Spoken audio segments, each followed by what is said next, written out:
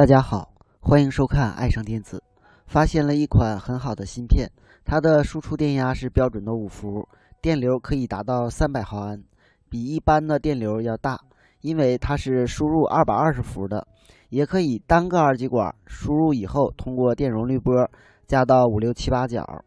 然后呢，通过一角稳压，二角输出，二角呢实际上是接地角，三角是供电角，通过输入端。通过2个510K 的电阻缩到三角进行启动，并且供电。这个就是供电滤波电容，是50伏47微法的。四角是电流检测引角，在输出端通过2柔电阻反馈回来进行电流检测。外边只需要一个电感和几个电容，包括这个是序流二极管，这个呢是整流反馈回来的稳压的二极管。这个二极管实际上是1N4007，不属于稳压的，只不过是它通过输出端反馈回来，加到一角进行稳压，这样它就能够输出一个标准的5伏，并且电流可以达到300毫安，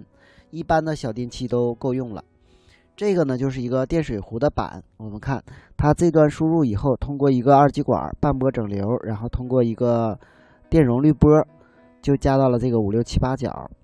并且呢，这个三角应该是通过这2个电阻启动以后，送到三角进行启动。它的二角是输出，一角是稳压，通过这个二极管反馈回来。这一端就是输出5伏电压，这个就是那个序流二极管，然后这个就是输出滤波电容，通过这儿输出一个5伏，驱动我们这个可控硅、蜂鸣器，当然也有指示灯，还有主控芯片。在设计电路的过程中，如果需要热地并且是输出5伏300毫安以内的电源，就可以采用这个电源。它的外围电路比较简单，还具有过温、过压、过流保护功能。我们看一下它的工作原理：220伏经整流桥整流以后，通过电容滤波得到300伏电压，加到芯片的5、6、7、8角，通过510K 的2个电阻串联，把电压加到三角进行启动。芯片内部有一个700伏耐压的功率管，